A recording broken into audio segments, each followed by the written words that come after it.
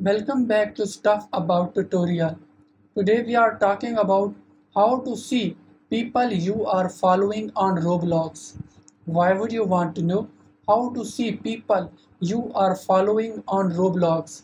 Well, maybe it is your first time using Roblox and not sure how to see people you are following on Roblox.